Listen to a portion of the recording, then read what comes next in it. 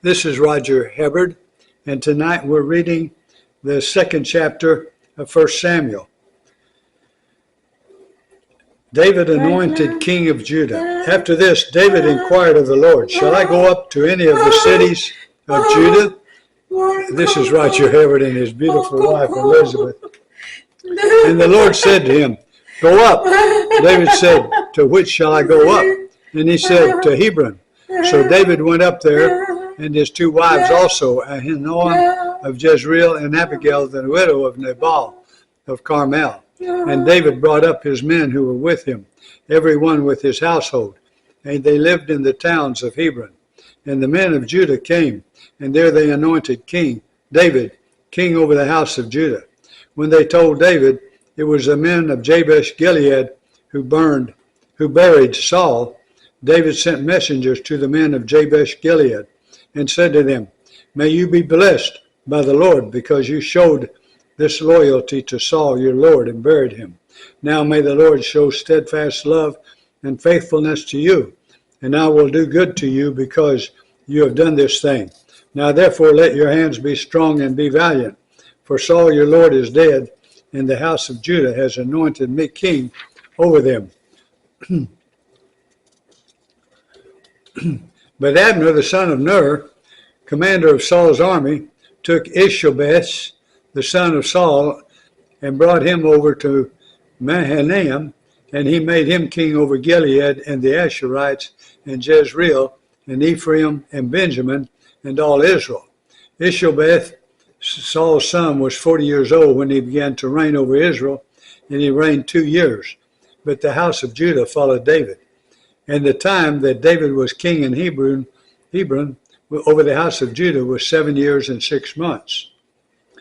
Abner, the son of Ner, and the servants of Ishbosheth, the son of Saul, went out from Mahanaim to Gibeon.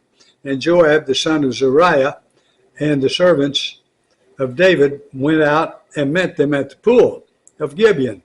And they sat down, the one on the one side and one on the other side of the pool. And Abner said to Joab, let the young men arise and compete before us. And Joab said, let them arise. Then they arose and passed over by number, 12 for Benjamin and Ishbosheth, the son of Saul, and 12 of the servants of David. And each cut his opponent by the head and thrust his sword in his opponent's side, so they fell down together. Therefore that place was called Elath Hazarum, which is at Gibeon, and the battle was very fierce that day. And Abner and the men of Israel were beaten before the servants of David. And the 3 sons of Zeruiah were there, Joab, Abishai, and Asahel. Now Asahel was as swift of foot as a wild gazelle, and Asahel pursued Abner. And as he went, he turned neither to the right hand nor to the left hand from following Abner. Then Abner looked behind him and said, is it you, Asahel? And he answered, it is I. Abner said to him, turn aside to your right hand or to your left, and seize one of the young men and take his spoil. But Asahel would not turn aside from following him. And Abner said again to Asahel, turn aside from following me. Why should I strike you to the ground? How then could I lift up my face to your brother and Joab? But he refused to turn aside. Therefore Abner struck him in the stomach with the butt of his spear, so that the spear came out his back, and he fell there and died where he was. And all who came to the place where Asahel had fallen and died stood still. But Joab and Abishai pursued Abner. And as the sun was going down, they came to the hill of Ammah, which lies before Giah, on the way to the wilderness of Gibeon. And the people of Benjamin gathered themselves together behind Abner and became one group and took their stand on the top of a hill. Then Abner called to Joab, shall the sword devour forever? Do you not know that the end will be bitter?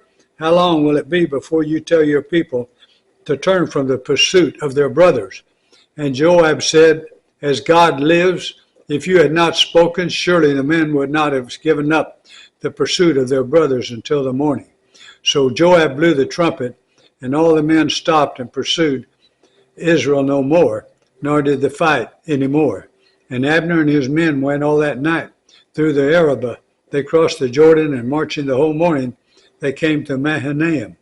Joab returned from the pursuit of Abner, and when he had gathered all the people together, there were missing from David's servants 19 men besides Asahel. But the servants of David had struck down of Benjamin 360 of Abner's men, and they took up Asahel and buried him in the tomb of his father, which was at Bethlehem. And Joab and his men marched all night, and the day broke upon them at Hebron. And that ends the second chapter of Samuel.